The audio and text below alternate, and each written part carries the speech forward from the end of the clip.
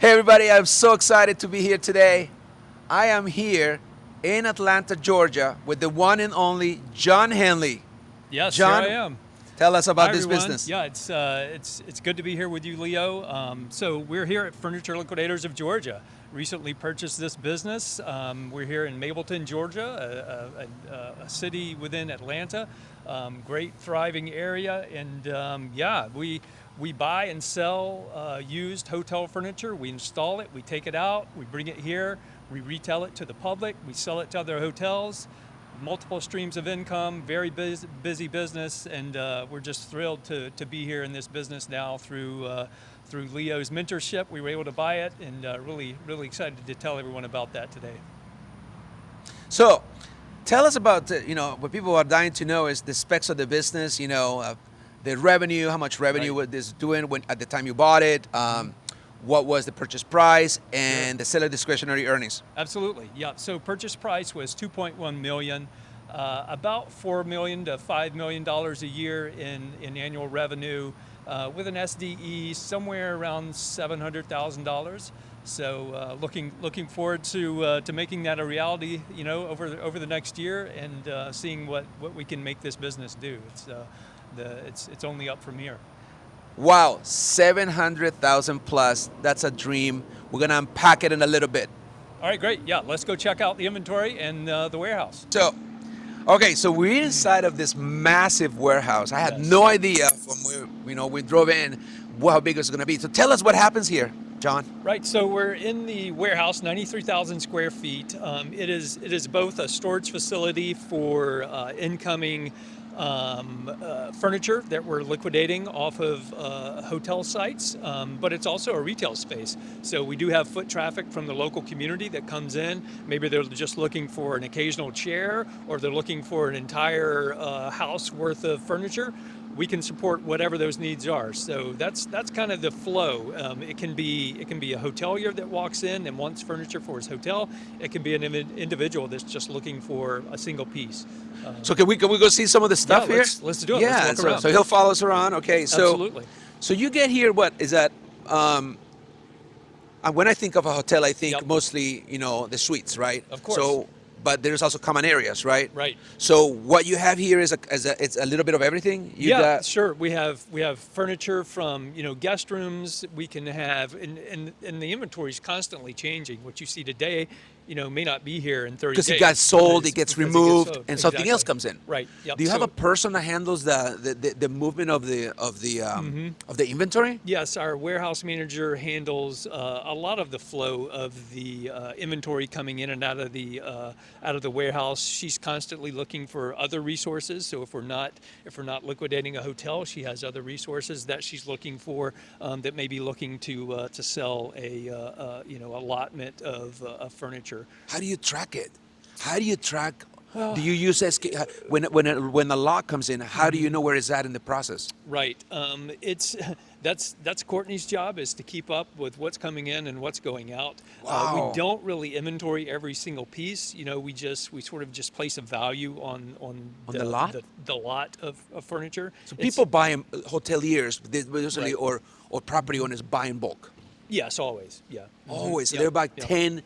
What does a regular order look like? Like a normal order Mm-hmm. from a hotel looks like? Typically, we see anywhere from 20 pieces. So they'll want, 20 king mattresses, or they'll want 20 nightstands, or usually it's a group, So it's a bedroom suite of furniture that they're looking for. And they'll buy X amount of X amount of bedrooms, yes, rooms exactly. Mm-hmm. to furnish. Right. Yep. Wow. So I'm seeing here a lot of couches, chairs, Sure. Yep. like a lot of nightstands, Mm-hmm. and they're like series of them. Like I see Right. You'll right see- now, I see like 20 of this type. Exactly.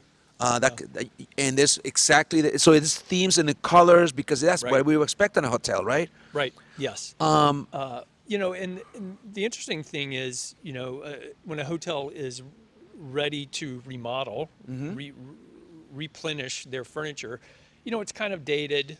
Sometimes it's not in the best of shape, and that's one of the other things that we do.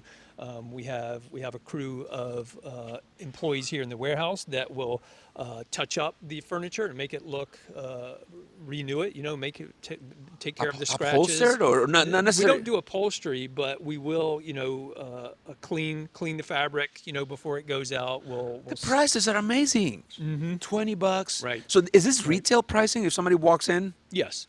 So somebody can buy 4 of this for like 40 Sure. bucks. I mean, like, Yep. so they can do the reupholstery. Of course, right. And then we'll up flip some of the furniture. So we'll, if it's a wooden piece, then we think it has some current value. As far as stylistically, we can repaint it. We can put different do that too. hardware on it. Yeah, we do a little bit of that as well to try to increase the value. But I also see, so let's go over here. So, okay, so this is bedroom, it seems like bedroom related stuff. Right. Yeah, There's, and there's beds right here, and there's not- all kinds of beds. Right. But then you get Yep. dining room Sure. pieces. You have some dining room pieces. Is that's yeah. where the ones like, I'm thinking like, Like a like the suite. Fairfield Inns Sure. where they actually have like a little. Right. So this Well, also comes from hotels? And you have to think, we don't only do hotels. So What else do you guys do? companies like Wyndham's have these sort of timeshares, which are essentially condos, 3-4 bedroom condos, which will have a living area, a dining area. Right. So we do those as well. So where do they come from? What is this all over the U.S.? Is this regionally? Yeah, we do a lot of business in Orlando. Orlando, okay. Obviously, that's one of the big tourist One of the spots. tourist meccas, right? So a lot of Orlando, and we're doing a lot of business in the Carolinas right now, in Tennessee. So a lot of hotel and resorts sort of business up that way. What is the biggest? Do you know the biggest sort of job that you've gotten in terms of furniture? Like how big of a room? Like what would be a big job for you guys? The biggest job that I've heard of, and we're about to start it, is in New Orleans, and it's a 450 room Hilton. So Wow. if you can imagine, moving 450 rooms worth of hotel furniture, 400. How many? it's big. How many And- trucks does it take? So How we do you can- move we such can a- get about 16 rooms of furniture on a semi truck. So if that tells you, it's 16 rooms and it's Right. 450 rooms. Right. And you have to replace all the furniture. right. Over how long does it take? And that hotel is about 1,500 rooms. So this is about 1,500 rooms. It's about a third of the hotel. This is massive. It's It's really a, big. Yeah. It's a logistical Right. enterprise. Yep. And that's why we're in 93,000 square feet. We And you we need somewhere that to put to all put of that it. furniture. Yes. And do you know? I'm just curious. So when somebody comes, how long? Like to turn it over? Like something sits here. How long does it sit here before it gets sold or somebody takes it back? That's a great question. What we see on the showroom right now has been here too long, and we're in the process of clearing out essentially all of this that is on the showroom right now is probably going to be cleared out in the next 6 months. We're just going to get rid of it because it's been here too long. It's just not moving. So as the furniture from New Orleans and some of the other projects come in, we'll replenish all this. We may, sort of have a fire sale or, a very discounted day to help move most of it. And, if we can't move it, we'll have to figure out what to do with it. After that, donate it to charity or something like that. Because the business model is when you strike a deal with the hotel or the resort, they actually pay you to remove the furniture because Right. they actually give you the furniture, right? Yes. They Yes. essentially it comes as zero cost to you. Zero cost, just the expense of having labor move it and the trucks to get it back to me. That's the only expense. So whatever you sell is profit to you, Yeah, 100%. It's almost 100% profit. So this is also yours? Like Correct. Yes. So this is the retail side, and employees only, sort of beyond the roll-up door here that we're about to walk through. And what? You'll see why. Okay. A little more. It's large quantities of this single is all items. furniture liquidators? Yes. So this is what, 50,000 and 40-some thousand over there? about that. Yes. You can see over here headboards. You can just get lost here. 100 feet of different styles of headboards that have come out of various hotels. That's amazing. Mm-hmm. And how do you keep this place like, how do you deal with, weather and, humidity with all this furniture? Is that a way that you guys look at this? So check this out. It doesn't really seem to affect the furniture at all. It's not air conditioned. It's not climate controlled. Wow. Doesn't really need to be. We've It's fascinating. Yeah, we don't have really Washers and any dryers. issues. Yeah, the stacked washers and dryers.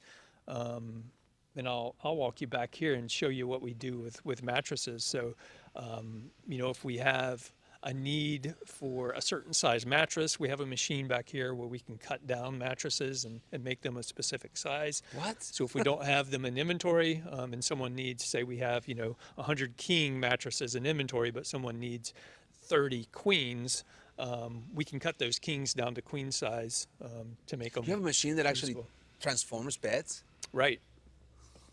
Right. And I hear that they're using it now, so maybe we can go back Yeah. and capture some of that action. This keeps going and going. Right. And you have scrap. We have a rack system here, so if we have too much furniture and we need You to have go a rack system. and we need to go up, we can build our rack system and start stacking furniture higher. If we need to, more headboards. Yeah. Wow. This is a lot bigger than I thought, John. Yeah. You can see there's a shipment going out back here. So when somebody comes, they go to the front and register. All this is preset from days ago. Right. Yes. Exactly. So when they show up, they're expected, right? So Yep. It's all scheduled. wow. Okay. Yep. So this is Yeah. So here okay. we're I see what. refurbishing some mattresses. We're cutting a mattress down to accommodate an order. Like I said, you don't need as many kings as you do queens, so we get a lot of requests for queen size mattresses, and we'll cut kings down to make queens. Okay. Yep. How we doing, power? No. Good.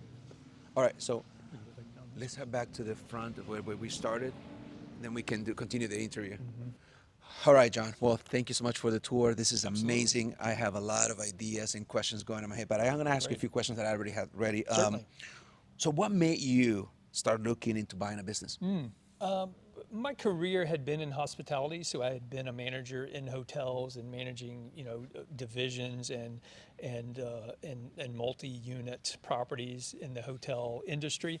So I was naturally drawn to hospitality because I've always had a passion for it, and I like that industry a lot. Having that background and that history made me want to pursue something in hospitality, but I just didn't know what. Obviously I needed to start searching, and it led me to you. But I thought the driving force there was I didn't want to run businesses for other people anymore. After 20 years of doing that, I decided, hey, maybe I could be doing this for myself, and maybe I can, not have someone else tell me what my potential income would be, but rather, I could set a course for myself. So that was a big driver for me is to go out on my own and Wanted see, to get out of the rat race. and see what I'm capable yeah. of. Absolutely, push myself to the next level. So, which led you to me, and you found me, and what made you decide to join our Business Acquisition Mastery Group? I knew I needed help. I knew I didn't know everything I needed to know in order to buy a business. Right. Managing a business and buying a business are much different things. You're a regional manager for a company. That's great. You understand maybe a P&L and how to manage your workforce. Right. But buying and managing a business is completely different. It's so nuanced. There's so many facets to that landscape that you just can't know going into it. So I knew I needed a mentor. I needed some resource that would help me navigate those sort of uncharted territories. Great. So speaking of inside of our group, so you joined our group, and we are so grateful that you joined, and then you ended up purchasing a business. So we have a format. We got 2 live calls every week. Right. How did the weekly calls and our community help you stay on track? Well, the weekly calls are sort of a gosh, what would you call that? It keeps you organized. It keeps you, sort of on track in the process. So if on this week's call I have to present X amount of material, from the previous week, Right. it keeps you moving forward, and it keeps you accountable. That was the word I was looking for. It's Yeah. accountability. So your peers, you don't want to let your peers down. Yeah. You want to make sure that when you're presenting, that your material is accurate and that you know what you're talking about. So there's again, it's accountability, and I think that was a big deal for me in the process, because you can get bogged down in your own sort of life and all these sort of details that will sidetrack you. But Right. on a weekly basis, if you know you're going to be on the call and you're interacting with your peers, Right. you better be sharp, and you better be ready to learn and to present what you've learned as well. So just to give everybody some context, so we have these two live calls. We call them live clinics, and they're happening Tuesdays and Wednesdays. They're 2 hours long. Right. And what we do is a lot of, Tuesdays, several times a month, we'll have special guests, M&A attorneys, buyer resources, due diligence folks, CPAs, and lenders, etc.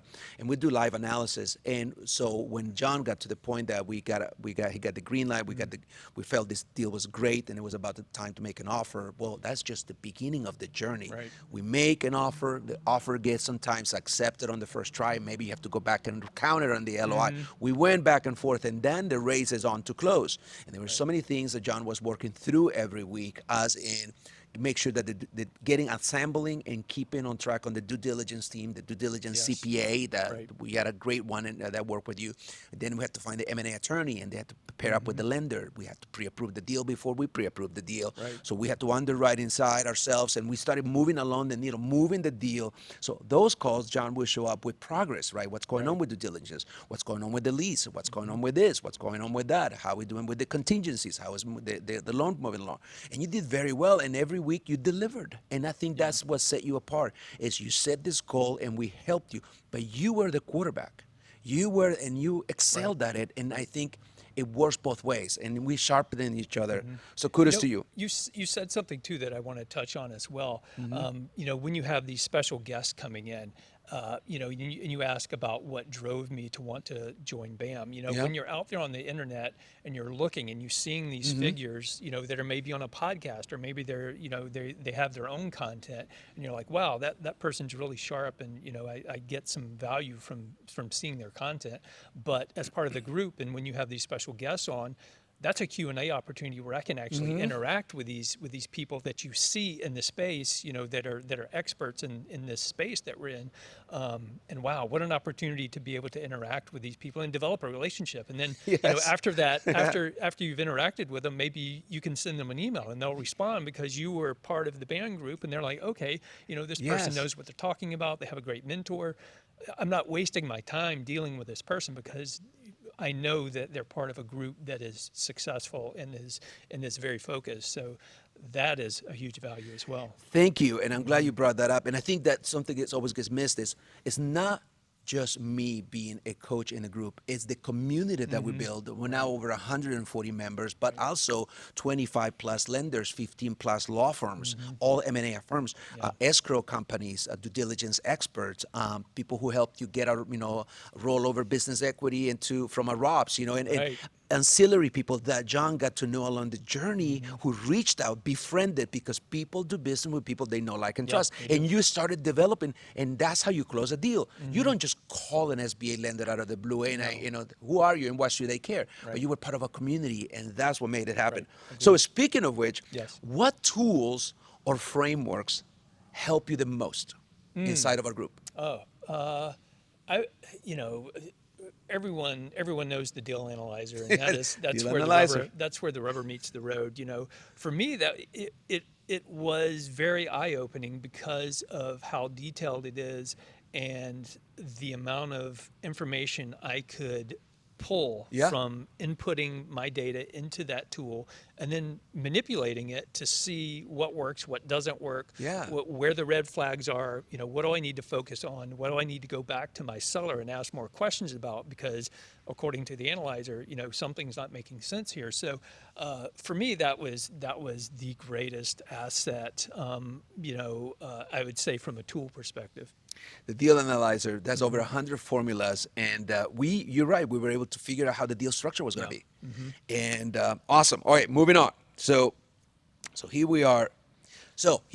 You own Furniture Liquidators. Yes. What does a day in the life of you as a business owner look like now? it there's a certain amount of freedom in that. I don't have to show up and punch a clock, What? at 8 a.m. or 9 a.m. So, there's certainly a lot of freedom in that, but there's also a lot of responsibility. We have multiple jobs going at any Right. one time. They're throughout the United States. I have, 20, 30 employees out there in the field, Yep. working in various states on various projects. So there's a lot of responsibility that comes along with that. But the typical day starts around 9 a.m. here in the warehouse. Right. We'll have foot traffic coming in and out, just looking at the various pieces here in the warehouse.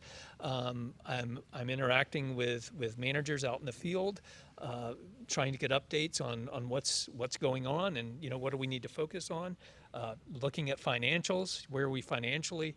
So there's 100 different things in a day that need to be tracked and looked at, and then there's always the unexpected. You can always expect the unexpected, but it's not a boring day. It's the days are interesting. They're not necessarily long, but they're certainly action packed, and there's always something new to learn and see. Wow, that's great. So what are you able to do that you were not able to do before? Think of it from being the employee to the employer. It's free time. It's managing my day for what works best for me. It's not built around an employer. It's not built around what someone else wants me to do. Yeah. It's what I want to do in that day. What production? How productive do I want that day to be?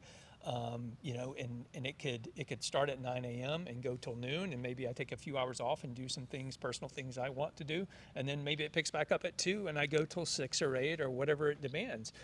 So the flexibility, the freedom, the more family time, certainly. Yes. Being more available for my family because I can break up my day and mold it around the needs of my family rather than the needs of an employer. So the flexibility is unbelievable. Because you don't work for the business works for you. Right. Yes. That's exactly. the paradigm shift, right? Yeah. So I like what you said about having more time with your family. Isn't that what it's all about in the end, Absolutely. right? Yeah. You can make all the money in the world, but if your kids don't know you, if you don't have a Right. good marriage, Yeah. and I'm big on that, right? And in the Well, group I talk about that. And that was one of the underlying factors for me was building something and investing in something that could be there for future generations of my family. This business has been around for 20 years. I want to see it be around for 20 more, which means my son and maybe my grandkids could have an involvement in this business and see it grow. So yeah, it's very much a family focused decision. Awesome. So here's my last question for you. Now, here we are. You acquired a $4 to $5 million revenue stream that Right. exceedingly did well because you got the banks and the loans, you got the post-debt service cash flow, and everything we talked about. Certainly. What does the future look like? Where do you go from here? What are your plans for growth? When I look at this very niche, sort of specific business, I see a lot of fragmentation. There are no big players. There's no Okay. big equity group that is, when you Dominating look at, this yeah, space, yeah. I think about, you just left Bo, and I think about his space, in that disaster sort of recovery space. There's a lot of franchised players Yes. in that space. Yep. It doesn't exist in this industry. It's very fragmented. There's a lot of mom and pop shops. Kind of a cottage industry? Yeah. Okay. So there's a lot of potential for acquisition, I think, in this space, Okay. and the sort of the joining of multiple individual businesses into a much bigger roll up opportunities. Yeah, exactly. That was the word I was looking for. Thank you. To roll it up, I think having a presence in Orlando or some other major metropolitan area, maybe out west, maybe Texas, something like that. So I'm already starting to think about where the growth could be. I think Orlando is a natural progression. So we like southeast for you from here, southeast. Yep. Well, Florida is a hotbed of tourism. Wherever right? there's a major concentration of hotels and resorts. Right. Well, I have no doubt, John, that with your expertise now at the helm of this great company, the sky is the limit for you. And I think I have no doubt you're going to double in revenue in 5 years or less, which is what we talked about. Congratulations again. Thank you so You much. did it. And I'm I so proud of appreciate it. you. And the Yeah. journey continues. We're going to continue does. working together. Yes. So happy for you. Yeah, thank you You so did it. much. All right.